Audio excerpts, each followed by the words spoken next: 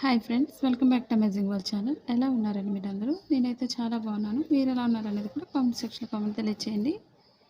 ఇప్పుడు పర్ఫెక్ట్గా బ్లౌజ్ హ్యాండ్స్ని మనం ఎలా కట్ చేసుకోవాలనేది మీకు చూపిస్తున్నాను. ఇప్పుడు 2 హ్యాండ్స్ కోసం 2 ఫోల్డింగ్స్ తీసుకోవాలి. ఇదే క్లాత్ని మనం మిడిల్కి ఫోల్డ్ చేసుకోవాలి. ఫోల్డింగ్స్ అనేవి కరెక్ట్గా ఉండే విధంగా చూసుకోండి. ఒకటి ఎక్కువ తక్కువ రాకుండా పర్ఫెక్ట్గా వస్తుంది.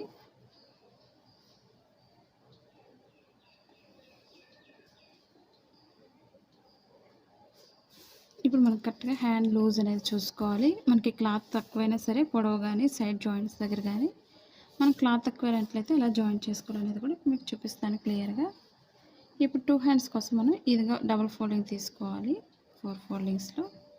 ఇప్పుడు మనం అంచంతా ఇంట్రెస్ట్ లేని వాళ్ళు కాఫ్ అనేది మార్కింగ్ చేసేస్తాను, అంటే ఒక 1 ఇంచ్ వరకు, లేదా మనకి ప్లెయిన్ బ్లౌజ్ అయితే కింద ఒక 1.5 ఇంచ్ అనేది మార్కింగ్ చేసుకోవాలి. మనం డైరెక్ట్గా ఒక లైన్ వేసేస్తే ఫోల్డింగ్ అనేది సరిపోతుంది. ఇప్పుడు మార్కింగ్ పైనుంచి పొడవుకు ఒక మార్కింగ్, ఖర్చు కోసం ఒక 1/2 ఇంచ్ పైకి మార్కింగ్ చేసుకోవాలి. అలాగే లూజ్కి ఒక మార్కింగ్ చేసుకోవాలి. చంక భాగానికి కింద వరకు కూడా ఒక మార్కింగ్ చేసుకోండి. అలాగే ఎక్స్ట్రా ఖర్చు కోసం ఒక 1/2 ఇంచ్ పైకి తీసుకోవాలి. ఇప్పుడు మనం ఎక్స్ట్రా క్లాత్ని జాయింట్ చేసుకోవాలి. ఎలా జాయింట్ చేసుకోవాలనేది మీకు చూపిస్తాను. ఇప్పుడు షోల్డర్ దగ్గర నుంచి ఒక 1 ఇంచ్ లేదా 1.5 వరకు స్ట్రైట్ తీసుకోవాలి. అక్కడి నుంచి లోతు తీసుకుంటూ చంక భాగాన్ని కలుపుకోవాలి. మీకు ఎలాంటి డౌట్స్ లేకుండా స్కిప్ చేయకుండా చూడండి, మీకు చాలా ఈజీగా అర్థమవుతుంది. మన ఎక్స్ట్రా క్లాత్ని కట్ చేసుకున్న తర్వాత జాయింట్ చేసుకోవచ్చు.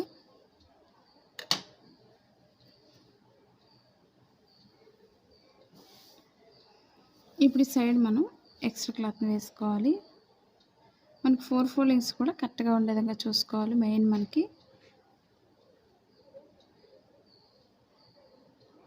మనకి హ్యాండ్ జాయింట్ చేసేటప్పుడు మెయిన్ క్లాత్లో క్లాత్ తగ్గుతుంది కాబట్టి ఎక్స్ట్రా అనేది ఒక 1/2 ఇంచ్ అనేది మార్కింగ్ చేసుకోవాలి. మనం 2 ఇంచెస్ అయితే ఖర్చు భాగానికి, ఒక 1/2 ఇంచ్ వరకు మనం ఎక్స్ట్రా జాయింట్ చేసుకోవడానికి మనం ఎక్స్ట్రా అనేది మార్కింగ్ చేసుకోవాలి.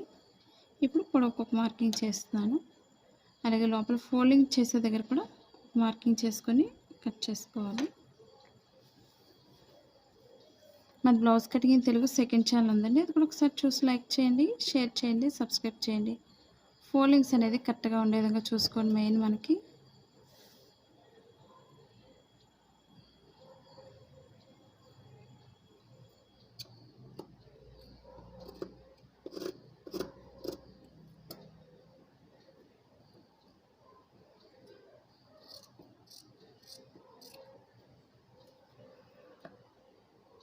ఇప్పుడు ఎక్స్ట్రా క్లాత్ని కట్ చేసుకోవాలి. మీకు ఎలాంటి డౌట్స్ ఉన్నా సరే తప్పకుండా తెలియచేయండి కామెంట్ సెక్షన్లో. నేను ప్రతి పార్ట్స్ కూడా సెపరేట్ వీడియోస్ చేస్తాను. మీకు ఎలాంటి డౌట్స్ ఉన్నా ప్రతి పాయింట్ కూడా అర్థమయ్యే విధంగా చూపిస్తున్నాను. అలాగే లోపల ఫోల్డింగ్ చేసే దగ్గర మనం కొంచెం కట్ చేసుకోవాలి.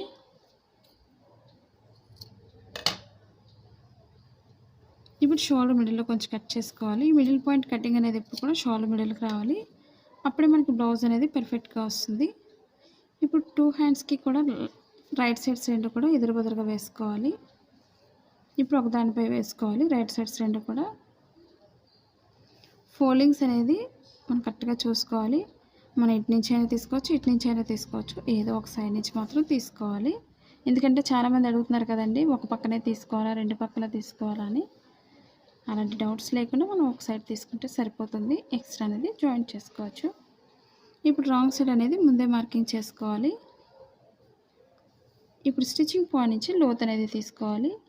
లోత్ ఎందుకు తీసుకోవాలి అనేది మీకు చూపిస్తున్నాను. ఎందుకంటే మనకి చంక భాగంలో ముడతలు వస్తున్నాయి, చాలామంది డౌట్స్ అడుగుతున్నారు కదండి. అలాగే మనం కటింగ్లో ఎంతైతే కరెక్ట్గా కట్ చేస్తున్నాం, స్టిచ్చింగ్ చేసేటప్పుడు కూడా సేమ్ అదే విధంగా మనం స్టిచ్ చేసుకోవాలి.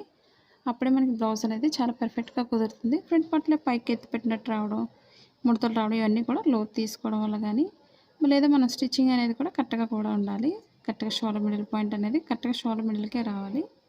అప్పుడే మనకి బ్లౌజ్ అనేది చాలా పర్ఫెక్ట్గా ఉంటుంది.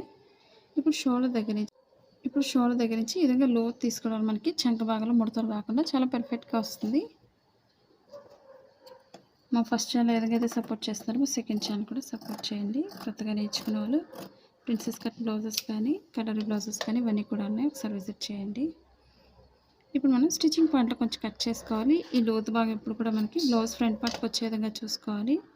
మనకి డ్రెస్సెస్ కానీ, బ్లౌజెస్ కానీ లేదా లాంగ్ ఫ్రాక్స్ దేనికైనా సరే మనం ఈ విధంగా లోతు అనేది మనం ఫ్రంట్ పార్ట్కి వచ్చే విధంగా అనేది చూసుకొని స్టిచ్ చేసుకోవాలి. ఇప్పుడు ఒక్కొక్క సైడ్ కూడా మనం అలా జాయింట్ చేసుకోవాలి క్లాత్ అనేది. ఇప్పుడు మీకు చూపిస్తున్నాను. ఇప్పుడు 2 హ్యాండ్స్కి కూడా ఒకే సైడ్ జాయింట్ చేసుకోకూడదు. 2 సైడ్స్ కూడా ఒక్కొక్కటి చొప్పున మనం ఈ విధంగా వేసుకోండి ఫస్ట్ మనం.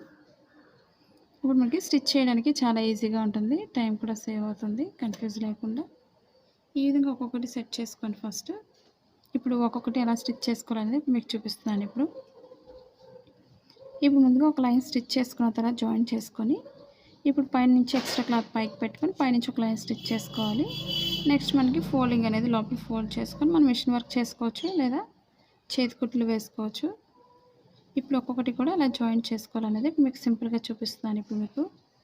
ఈ వీడియో మీకు నచ్చిందని అనుకుంటున్నాను. నచ్చినట్లయితే లైక్ చేయండి, షేర్ చేయండి, సబ్స్క్రైబ్ చేయండి.